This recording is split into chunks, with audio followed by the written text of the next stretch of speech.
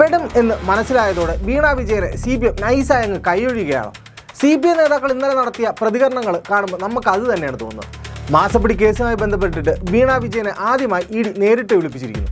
ഈ മാസം 12-ന് കൊച്ചിയിലെ ഓഫീസിൽ എത്തണമെന്ന് കാട്ടിയാണ് ED നോട്ടീസ് നൽകിയിരിക്കുന്നത്. വീണയെ കൂടാതെ CMRL ഉദ്യോഗസ്ഥരടക്കം 9 പേർക്ക് ED സമൻസ് അയച്ചിട്ടുണ്ട്. ഇതോടെയാണ് CPM നേതാക്കൾ പതിയെ തങ്ങളുടെ പ്ലേറ്റ് മാറ്റിയത്. അതൊക്കെ അവരവർ തന്നെ നോക്കണം, പാർട്ടിക്ക് എന്ത് കാര്യം എന്ന ലൈനിലേക്ക് നേതാക്കൾ എത്തി.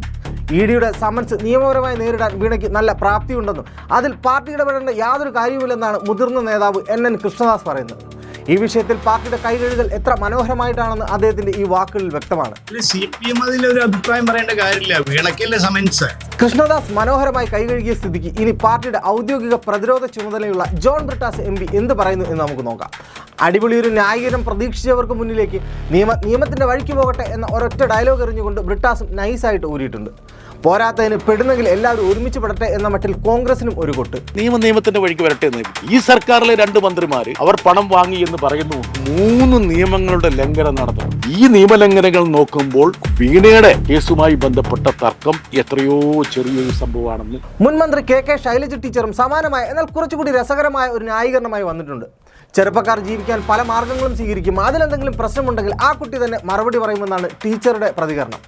ഇതിൽ മുൻ മുഖ്യമന്ത്രി എന്തിനു വലിച്ചിഴയ്ക്കുന്നു എന്ന നിഷ്കളങ്കമായ ഒരു ചോദ്യവും ടീച്ചർ മുന്നോട്ട് വയ്ക്കുന്നുണ്ട്. നമ്മുടെ ചെറുപ്പക്കാർ ജീവിക്കാൻ കുറേ മാർഗങ്ങൾ സ്വീകരിക്കുന്നുണ്ട്. അപ്പോൾ അതെന്തെങ്കിലും ഉണ്ടെങ്കിൽ മകളുമായിട്ട് ബന്ധപ്പെടുത്തേണ്ട കാര്യമാണ്, അവരതിന് മറുപടി പറയും. പ്രതിപക്ഷ നേതാവുമായിട്ട് അതിനെ ബന്ധപ്പെടുത്തേണ്ട കാര്യം ആ കേസിലില്ലല്ലോ. CPM നേതാക്കളുടെ ഈ പ്രതികരണങ്ങളിൽ നിന്ന് നമുക്ക് മനസ്സിലാകുന്നത് മാസപ്പടി വിഷയത്തിൽ CPM നന്നായിട്ടൊന്ന് മയപ്പെട്ടിട്ടുണ്ട് എന്നാണ്. കേസിന് തങ്ങളുടെ കയ്യിൽ നിൽക്കില്ലെന്നും വീണ വിജയനെതിരെ ED എന്തെങ്കിലും നടപടി ഇനി എടുത്തു കഴിഞ്ഞാൽ അവരെ പ്രൊട്ടക്ട് ചെയ്യാൻ കഴിയില്ലെന്നും പാർട്ടിക്ക് നന്നായി മനസ്സിലായി. പണ്ട് അന്വേഷണ ഉദ്യോഗസ്ഥരെ തടയാനും പിണറായി വിജയന്റെ വീടിന് ചുറ്റും സംരക്ഷണം തീർക്കാനും പോയ പല പാർട്ടി പ്രവർത്തകർ ഇപ്പോഴും ജയിലിലാണ്. അതുകൊണ്ട് തന്നെ മസിൽ പവർ കൊണ്ട് ഇനിയൊരു പോരാട്ടത്തിന് പാർട്ടി തയ്യാറല്ല. പാർട്ടി വേറെ, വീണ വിജയൻ വേറെ എന്ന പുതിയൊരു ലൈനിലേക്ക് പാർട്ടി മാറിയെന്നാണ് ഈ പ്രതികരണങ്ങൾ സൂചിപ്പിക്കുന്നത്. താഴെത്തട്ടിലുള്ള അണികൾക്കിടയിലും ഇതേ വികാരം തന്നെയാണുള്ളത്. വ്യക്തിപരമായ ഒരു ബിസിനസ് കേസിന് പാർട്ടി എന്തിന് സംഘടിതമായി പോരാട്ടത്തിന് ഇറങ്ങണം എന്ന ചോദ്യം അണികൾക്കിടയിൽ ശക്തമാണ്. എന്തായാലും കേസിന്റെ ഭാവി ഇനി നിർണായകമാണ്.